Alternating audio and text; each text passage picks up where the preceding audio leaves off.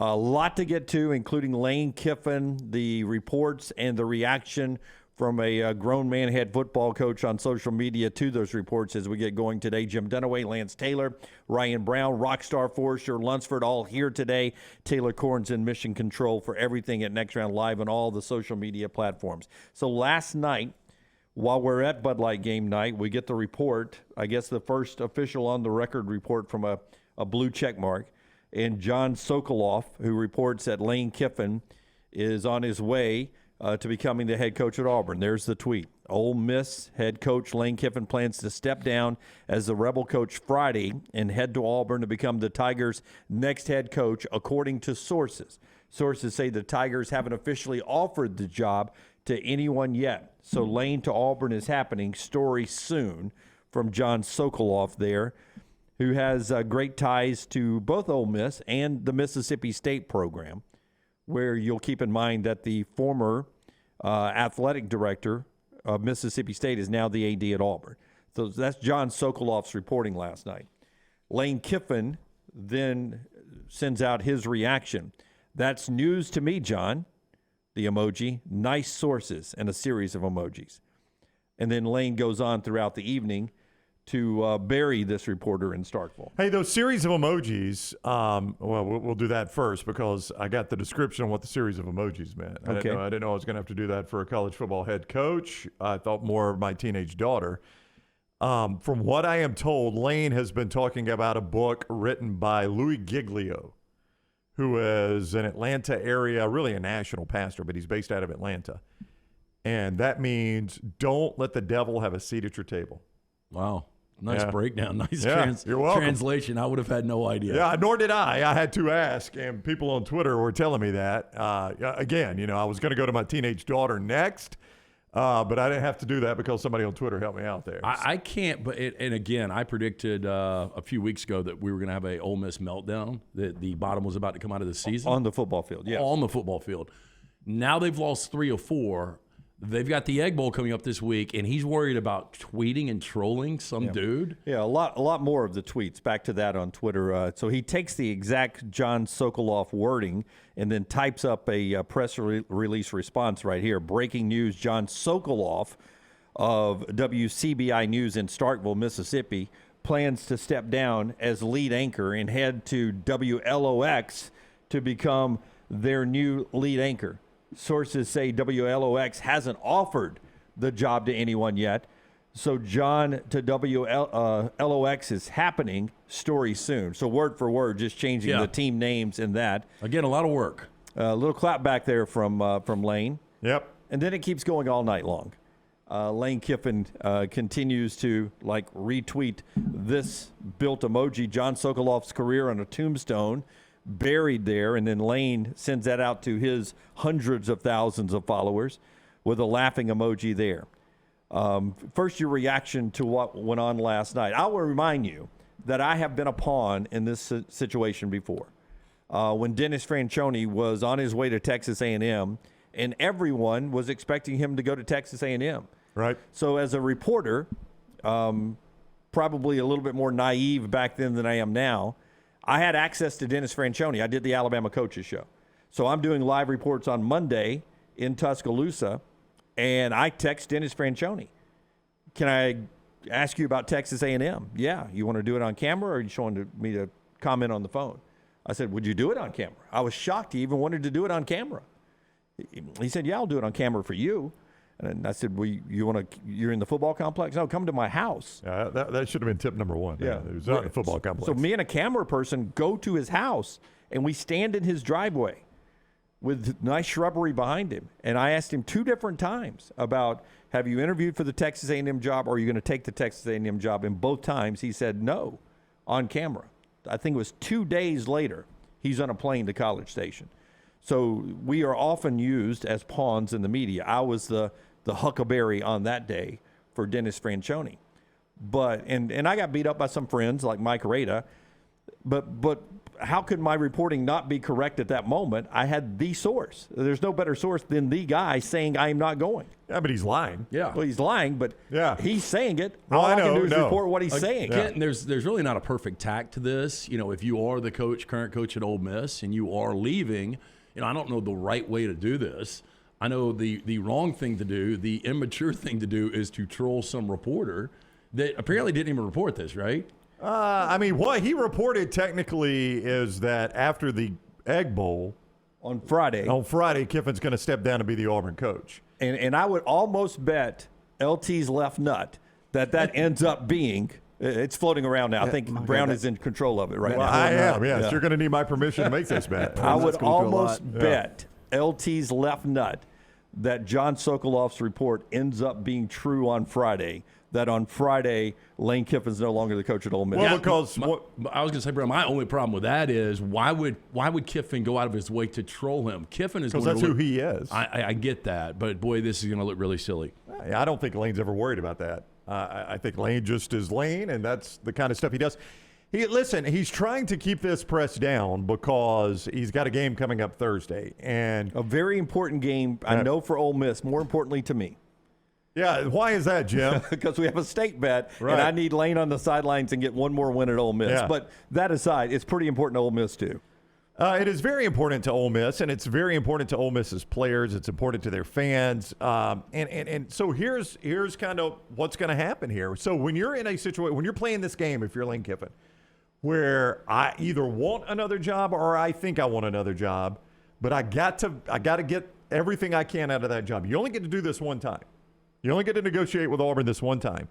So Jimmy Sexton is trying to squeeze Auburn for everything they can get out of them, every dollar they can get out of them, every facility upgrade they can get out of them, every NIL guarantee they can get out of them, every piece of autonomy they can get out of them, every piece of buyout. I mean, everything, right? That's what Jimmy Sexton's doing to John Cohen right now. I am squeezing John Cohen for everything I can get out of him this one time.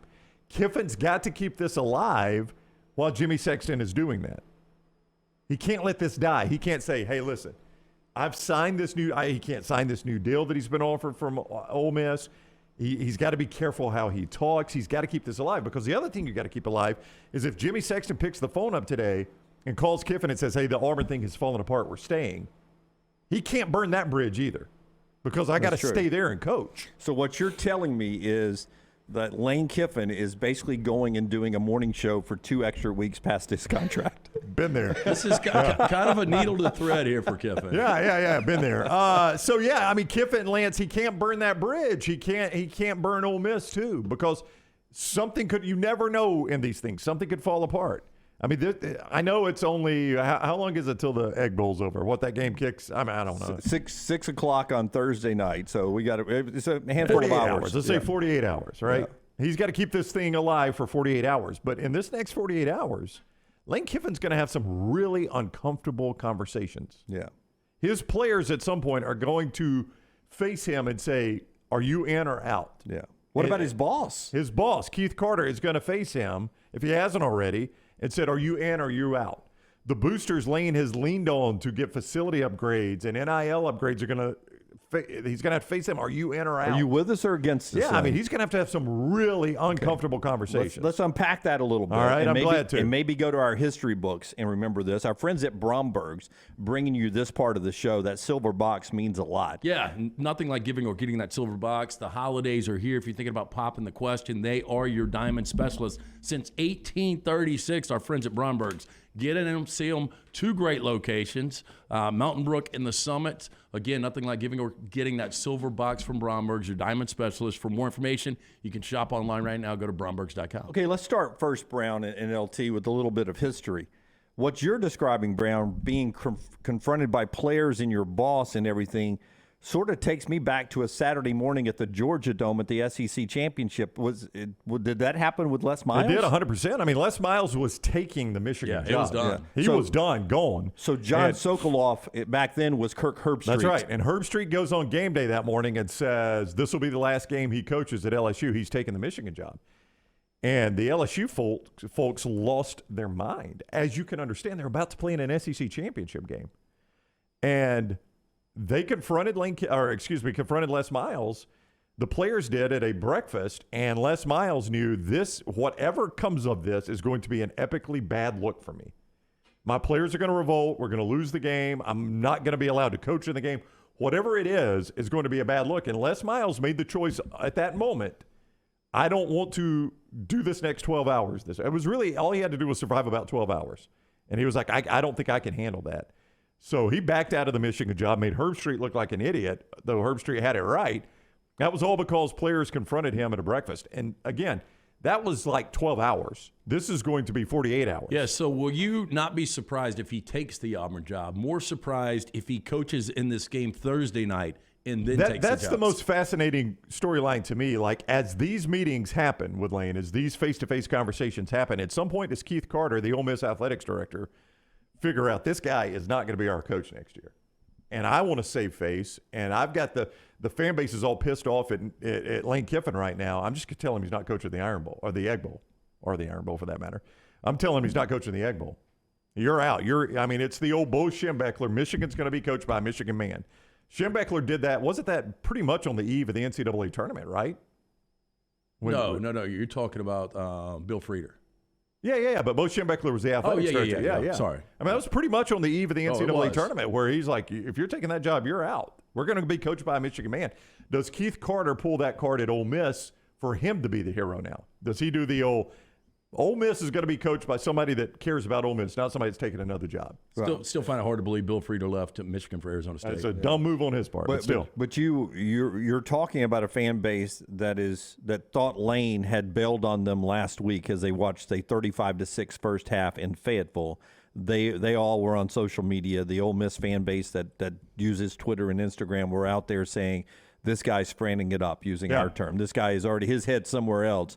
And there were some saying, Lane, if you're already taking the Auburn job, we don't want you on the sideline. Yeah. So you have the pitchforks and the torch is already burning in the Ole Miss fan base. That's right. And so that's the drama in Oxford. And I'll be fascinated to see if that plays out. If Keith Carter ever goes to Lane Kiffin and say, hey, I got to know right now.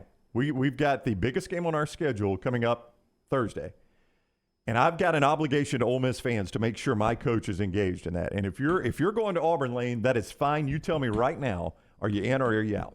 Yeah. But unless he signs something, it doesn't mean anything. Exactly. He's going to say he's in. Yeah. I know, but what if they do that? What if they say, look, Jimmy, he signs this right here or he doesn't coach Thursday night? That's right. I mean, what if they did that? And we're redacting your salary. Hey, why would you not, though? If you really believe he's going to leave Friday morning. That's what I'm saying. And I think they honestly, if he is leaving Friday morning, again, they've lost 3 or 4 here. They got completely dominated in that first half, you said. If he is leaving Friday morning, he's not going to be engaged. And I think you've got a better chance of that team rallying around an interim coach in a one-game situation. Well, hell, how much time did he spend on social media last night? That's what I'm talking about. He's not watching Will Rogers film. On a bye week, Nick Saban on his birthday flew home to Lake Burton one year with LSU another week away and hit his first hole-in-one in his life because he didn't want Alabama fans to think on the bye week he wasn't thinking about the LSU game. This guy's on social media last night creating responses to a reporter in Starkville, Mississippi. Oh, no, I'm 100% with you. If I'm an Ole Miss fan right now, I don't think my coach is engaged in this game. No, it doesn't feel like it. We got Lane. Egg Bowls is always fun, but this one's going to be real fun. No doubt. We got Lane Kiffin reaction and a lot of stuff, and he did use the phrase "pine box" yesterday as well. That's being brought to you in part by our friends at Gutter Cap. Gutter Cap getting you ready to just make that house secure forever. Yeah, leaves are falling. The last thing you want to do is get out that dangerous ladder. It's a dirty, dangerous job. You get on the roof, you slip and fall, you snap the neck. No good to the wife or kids. 45% off the retail price right now for all of the next round viewers and listeners. Call my good friend Chris Stewart, 205-823-2212. You can always go online, guttercapbirmingham.com. Over 20 years here in market. He's been serving Alabama. Make sure you call today. 45% off, 823-2212 or guttercapbirmingham.com. Also, you guys, my bookie right here, you guys have noticed the line has been moving in this Egg Bowl as well. It opened 5.5, right? Yeah, I know it's down to 2.5 right now. Open 5.5. You did say well, that's what Scores and Odds says. Do you trust that where they have the open? So 5.5 to 2.5. What does that tell you? Mississippi State's going to win the game. Okay. Yeah. But it also tells you. I think they know something. Yeah. Somebody's not engaged. What's it doing, Dunaway? Yeah. I think you've had some heavy players out there that have moved this number based on information they are getting from certain people. And look, people can't keep secrets. I mean, if he's going to take the job, there's people that know that. Yeah, I'll remind you, John Sokoloff is a guy who spends a lot of time covering Mississippi State. And so you think he might be tight with? And when you cover a program like Mississippi State and you do a good job covering that program, you become on a first-name basis with people high up, like the athletic director, who's now the athletic director down at Auburn. Keep that in mind as you read the Lane Kiffin tweets. But again, he can always back out, just like Les Miles backs out, and we all trust Kirk Herbstreit sources back in those days. My bookie, if you want to keep if you want to keep up with that line. They've got a no strings bonus, lets you cash in, cash out quick there at mybookie.ag. Code next round. $50 or more deposit. You can receive up to $200 in cold hard cash instantly to your MyBookie account. They put it right there in your account. Use it instantly. Using this bonus is simple. Bet your deposit amount once, and you're ready to cash out. It's no strings attached with mybookie.ag. So rivalry weekend is a great time to hammer this MyBookie bonus and focus on what's most important. Family, food, and securing that money bag, Rockstar, with MyBookie.ag. Well, MyBookie.ag. Bet anything, anytime, anywhere. Only with MyBookie.ag. Code next round. A deposit of $50 or more, $200 up to $200 in your account instantly. Just bet one time, and that money is yours. MyBookie.ag. Code next round. Listen, I think it's important for me to say right now, I always enjoy the Lane Kiffin experience. He's very entertaining, and I think he's a really, really good football coach. Do I think this has all been played out perfectly by him? No. I'd like him to be concentrated on winning or go ahead and take the Auburn job. I think he's going to take the Auburn job. I hope he takes the Auburn job. It's going to be fantastic for us. It'll be entertainment 365. But at his news conference yesterday, while talking about the biggest game of the year for Ole Miss fans and Mississippi State fans, here's Lane Kiffin getting asked about the Egg Bowl success, where he has been very good at winning this game. How you've been here, you've seen what it means to Mississippians this game, and being able to go 3-0. What do you think that means for this program and for you, kind of recruiting in this state moving forward? Maybe we'll have enough money to have a facility that doesn't leak water on us if we win the third one. So, I mean, it would be great. I think in general, you know, as you look at the 3 years, I think we've come a long ways. With the program, on-field success of whatever, 18 wins the last 2 years and chance for a 19th. You know, I think that we've turned over the roster, improved the roster, obviously improved on-field production, and made the program a lot more visibly nationally to recruit to than where it was when we got here. So this would be another good notch in there to help that with the national audience on a Thursday night. Boy, what a shot to his program. Oh, it was, no doubt. We got a facility. Yeah, I mean, look, just the start of it again, Rockstar, cut number 9. Just the glance up at dripping water, I assume. Oh, was it raining yesterday? I don't know. Maybe it has, but here we go. Listen to this again. Maybe we'll have enough money to have a facility that doesn't leak water on us if we win the third one. So, wow. Humble over hype, very ironic sweatshirt. I Right? thought the same thing. That's what jumped out most to me. Yeah, Good looking sweatshirt. I don't know with that comment. You know, I don't know how he can do what he did last night and take the job because he'll look like an idiot. But as you guys said, that's Lane. But that comment there makes me believe, you know, it's just he's ready to roll.